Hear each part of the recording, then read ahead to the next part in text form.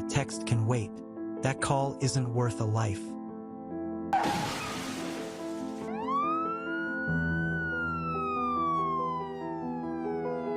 In the United States, distracted driving leads to over 3,000 deaths and approximately 424,000 injuries each year. Looking at your phone for just 5 seconds at 55 miles per hour is like driving the length of a football field, blindfolded.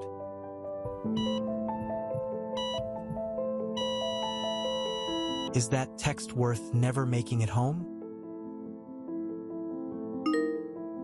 Put the phone down. Focus on the road. Lives depend on it. Drive safe. Arrive alive. Black men, we stand tall, we lead, we protect, we show up for our families, our communities, our people. But when it comes to our own health, too many of us stay quiet. And that silence, it's costing lives. Here's the truth. African American men are twice as likely to die from prostate cancer. Twice. But listen, when caught early, it's 98% treatable. That means getting checked isn't just about you. It's about being there for the ones who need you most. Fellas, if you're 45 or older or have a family history, it's time. The exam is fast, simple, and it could save your life. Strength isn't just in what we do, it's in the choices we make. Don't wait. Take control of your health today.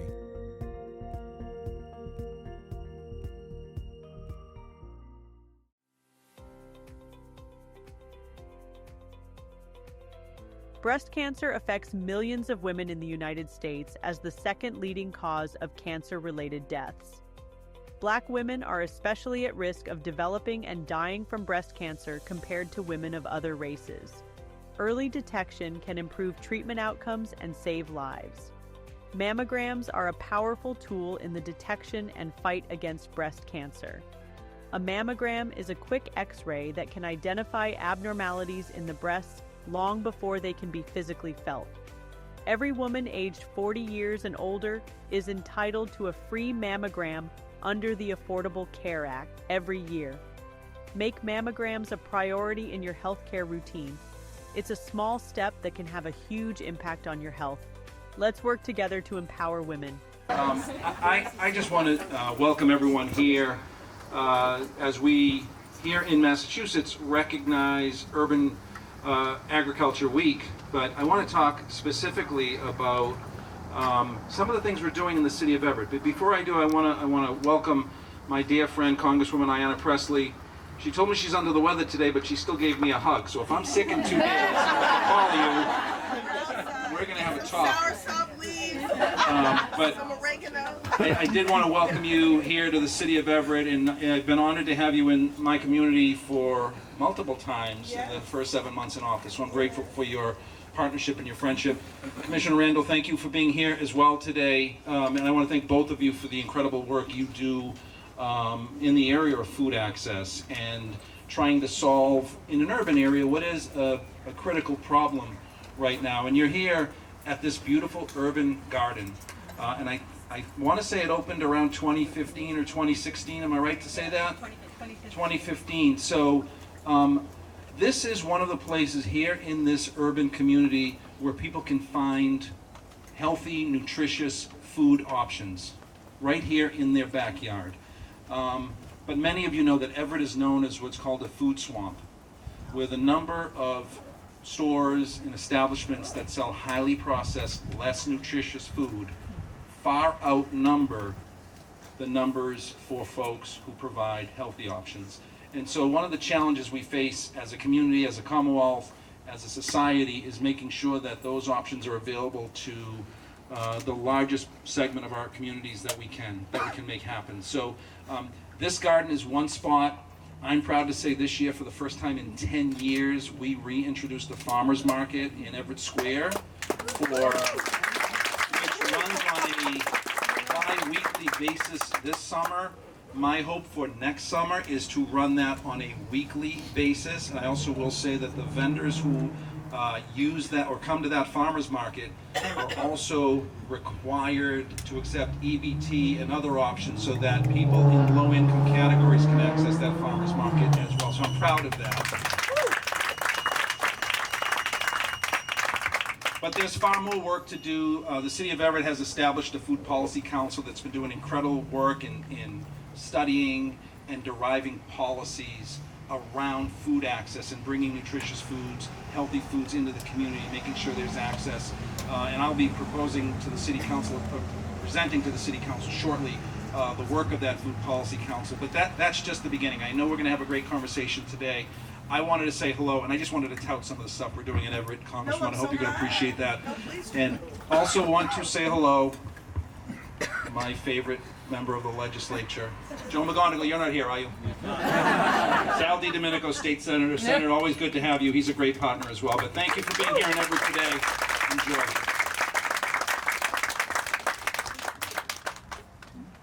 Rebecca.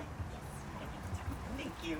Thank you, Mr. Mayor. Thank you so much for that wonderful introduction. And welcome everybody to our wonderful garden, the Tremont Street Garden. I'm so grateful to be able to celebrate Urban Agriculture Week with all of you here. It's wonderful. And my name is Rebecca Kelly. I use she, her pronouns, and I'm the program director at Everett Community Growers. And actually this week is my year anniversary, and it couldn't have been a better year. To make sure that I extend a special thanks to Rosa Ruda, Commissioner Ashley Randle, Mateo Garza, Congresswoman Pressley, for co-hosting this incredible community event with us. Before we begin, we would like to give a land acknowledgement. So we gather here today on the ancestral homelands of the Massachusetts tribe. We specifically honor the Mashawan and Pawtucket peoples, who for thousands of years stewarded the lands, waterways, and natural resources of the area now known as Everett. We pay our deepest respects to Indigenous elders, both past and present, as well as to the generations to come. So thank you. And now I'd like to give just a little bit about Everett Community Growers. Don't mind me with my speech.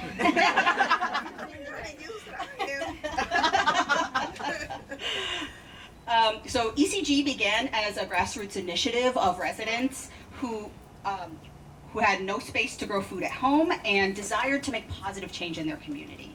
So there were 2 years of multilingual community organizing from 2010 to 2012 that revealed that one of the biggest barriers to healthy food access was a lack of space to grow. So in 2012, residents rolled up their sleeves and they created Everett's first community garden. That was the Florence Street Community Garden. And from that, ECG was born. Everett Community Growers is now the sole organization in Everett devoted to environmental and food justice. We focus on 4 main areas of operation. So that's our urban agriculture, which includes this garden, as well as our farm on the Northern Strand Community Trail.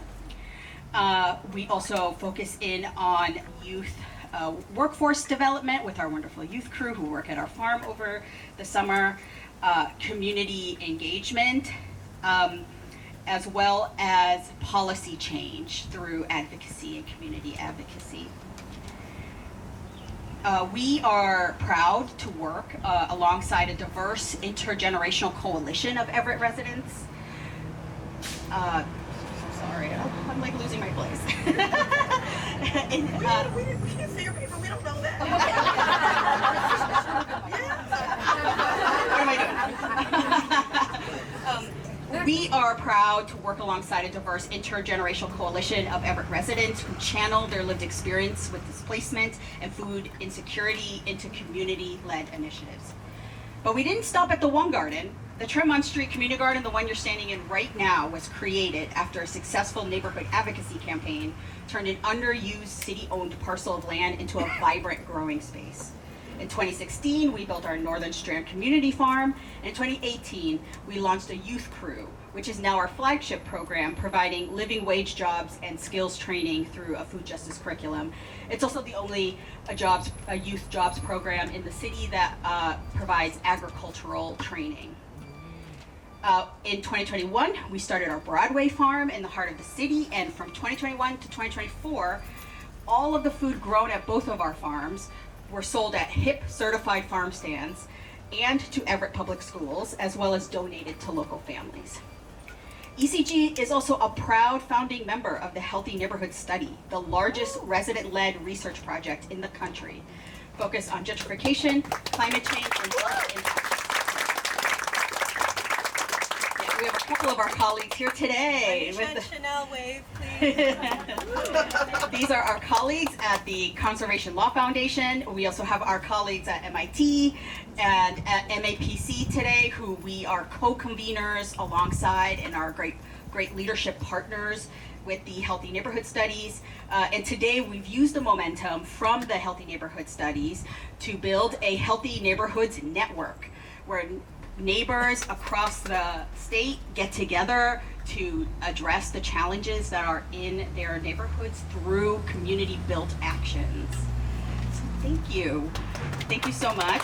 And a little bit about us, a lot about us. But one thing I'd also like to do is a little housekeeping. So just as a reminder, there's water and food at the back. I am Ashley Randle, and I have the privilege of serving as commissioner at the Department of Agricultural Resources. I have to say, I did not sleep much last night. I was so excited about today and to be able to join the Congresswoman and Rebecca and the team here at Everett Community Growers. This is what it's all about, coming together as a community, and I think urban ag is one of the best examples of that.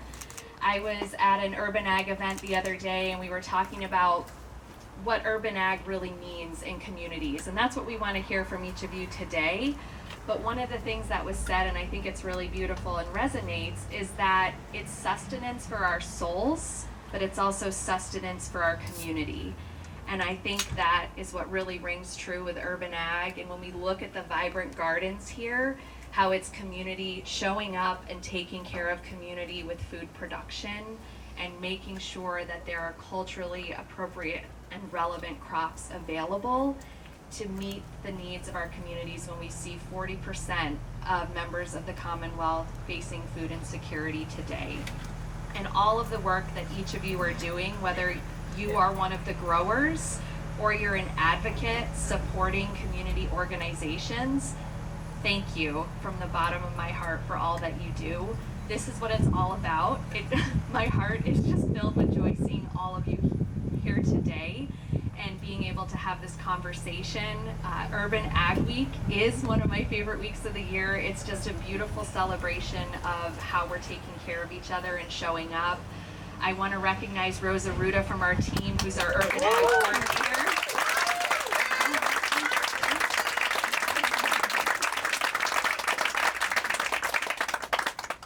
Rose is an incredible member of our team, as well as several members of our MDAR team who are here today. I also want to give a shout out to Mateo. Is happening on the Congresswoman's team, and we are so lucky that we benefit from it in Massachusetts, and we have them standing up for our community members and showing what community looks like when the rest of the country could maybe look to Massachusetts as an example and see what that looks like. Amen. And I want to thank the Congresswoman for all of her efforts, the work that she's doing, and bringing our voices to the national level and standing up for our community members. And with that, it's my honor, my privilege to introduce Congresswoman. Well, it is so good to be home. So good to be in the Massachusetts 7. So good to be in Everett, one of my municipalities that I refer to as tiny but mighty. And there is a mighty community in this room. There is mighty love in this room, and it is just great to be with all of you. I know everyone is aware that I am a little under the weather, and so I want to thank the Commissioner for stewarding this conversation, for being here today. I'm really here just to actively listen. I do have some brief remarks and I want to offer them, but first I just want to begin with a conversation that I had several years ago with a movement sibling in Detroit.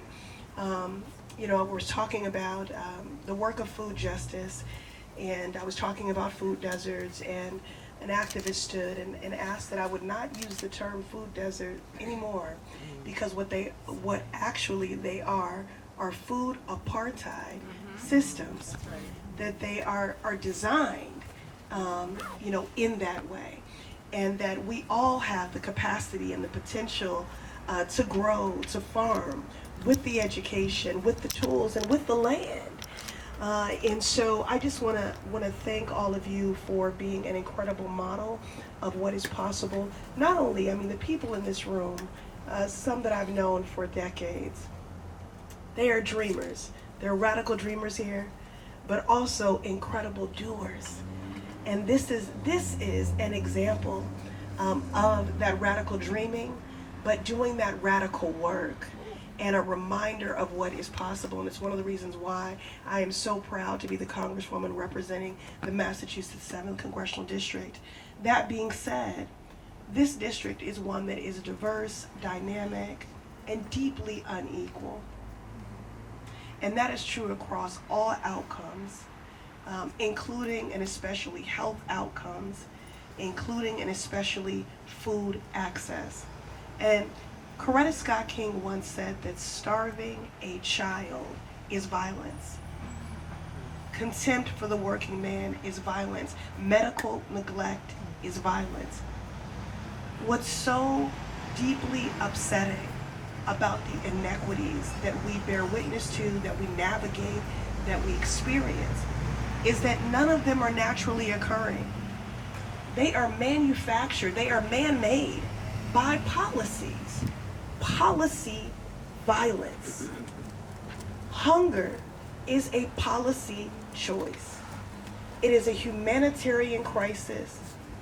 It is a moral failing, and it is a policy choice.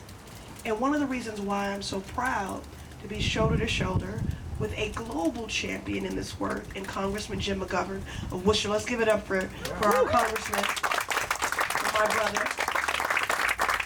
And to be a part of the End Hunger Coalition in the state is because it is possible to do exactly that, to end hunger. So I just am grateful to each and every one of you who recognize that food is dignity, food is life, food is medicine. And our urban farms, for this week, just this dedicated week, urban agriculture is about more than just food.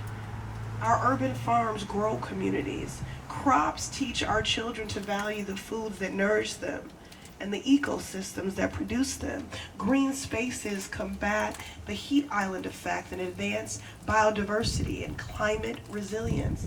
I represent a density of some of our hardest hit frontline communities in the Commonwealth. Urban agriculture is community in action. It promotes food sovereignty and creates opportunities for engagement. And that is why spaces like the one we are in today are not only beautiful and productive, but also beacons of hope. So I will end there. I too want to thank my indefatigable A-team who work on behalf of our neighbors and community members as if they were members of their own family, because we are one human family, one movement family. So I want to give it up to my A-team, my district office, and especially Mateo.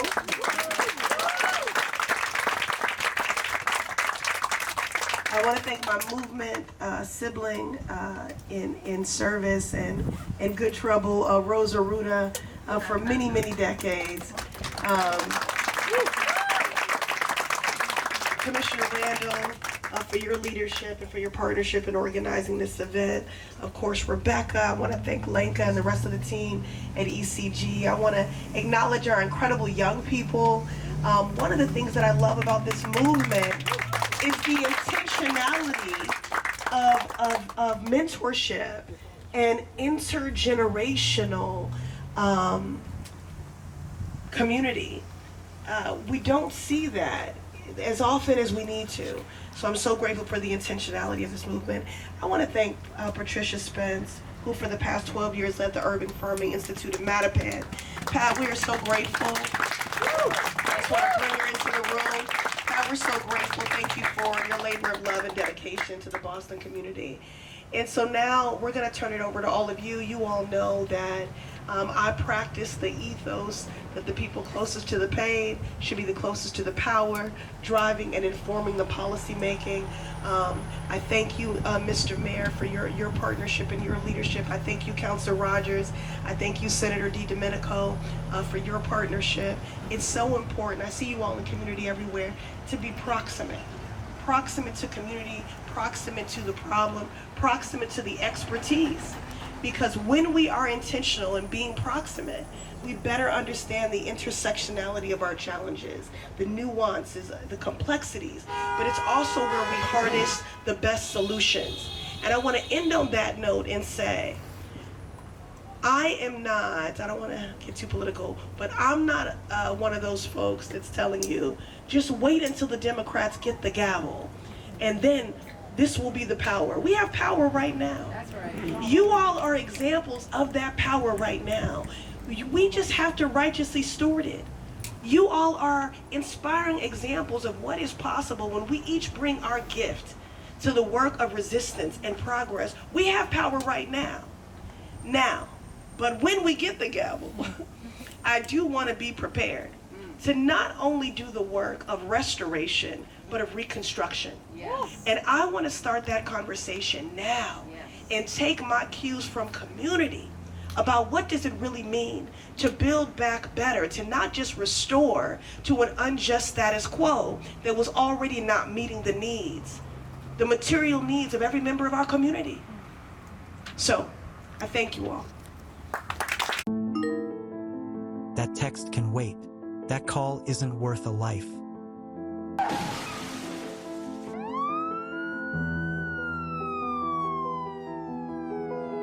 In the United States, distracted driving leads to over 3,000 deaths and approximately 424,000 injuries each year. Looking at your phone for just 5 seconds at 55 miles per hour is like driving the length of a football field, blindfolded.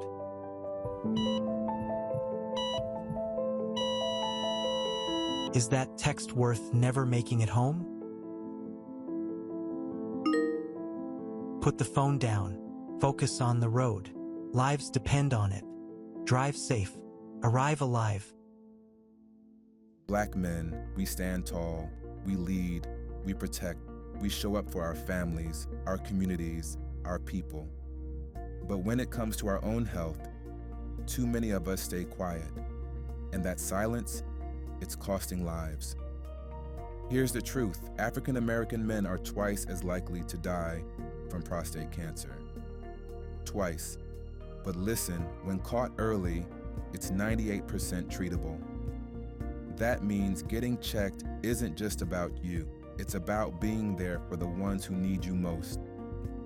Fellas, if you're 45 or older or have a family history, it's time. The exam is fast, simple, and it could save your life. Strength isn't just in what we do, it's in the choices we make. Don't wait. Take control of your health today.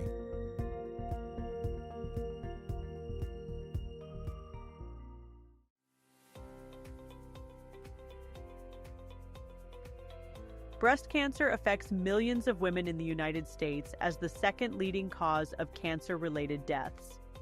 Black women are especially at risk of developing and dying from breast cancer compared to women of other races. Early detection can improve treatment outcomes and save lives. Mammograms are a powerful tool in the detection and fight against breast cancer.